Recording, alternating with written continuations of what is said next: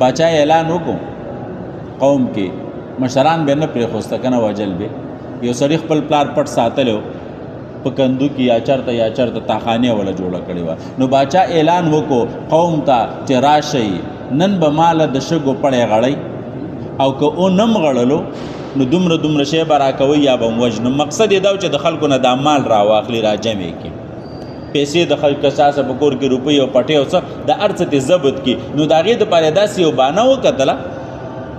چې ماله به څه کوئ د شګو نه پړی غړئ او که اونم غړستلو نو دومره جرمانه به تاسو د بیل نه علما یا به زم وجنم یا به درله سزا درکوبه ټول خلک پریشانه دي چې خدا د شګو نه به اوس څنګه پړی موږ وغړو ټیک شوله نو دا یو هلک چې کور ته لاړې نو د پلار خواله به دی ورتلو که نه چې روټۍ یا څه پټې ساتلی نو پلار ورته وایي چې بچی خپه نه وی ولې نیمه خپه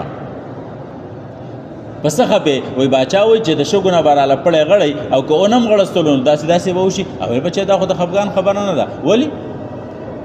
نو ته باچا ته ووایه چې سیبه لا رحمته سیبه باچا خو لا رحمت یې کړه سیبه لا رحمته دا پړی ته راونیسه یو ګز نیمې ته وغړه چې موږ ته پته ولګي چې ته پیړ غواړې نری غواړې مضبوط غواړې نرم غواړې زیږ غواړې خویه غواړې څنګه غواړې هسې نه چې موږ خواري وکړو او سار له ته وایې چې دا زیږ دی او دا خویه دی او دا پیړ دی او دا نری دی نو ته یو ګز پړی وغړه چې موږ ته پته ولګي چې ته څنګه پړی غواړې موږ به درپسې له 40 ګز هغه شانته جوړو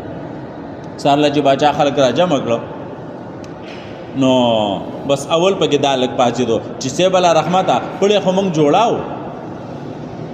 جوړوم خو بیا مې سوچ دې لرالی چې کله به مې ویل چې لږ نری پړی جوړوم کله به مې ویل چې لږ پیړ جوړوم کله به مې ویل چې زیږي جوړوم کله به مې ویل چې خویه جوړوم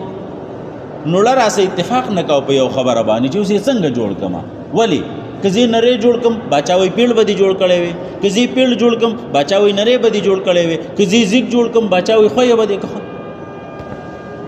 ویل دا درته چا ویلي صاحب دا راته د خپل ستا دیړه ته ګوره ستا د سر ته ګوره د څه خبرو ته ګوره چې راټینګې کو بل پلان مې دی بوډا هغه راته ویلي پلار مې دی بیا وروستو باچا ته پته ولګېده چې د دې مشرانو قدر پکار دی دا عظیم خلک دي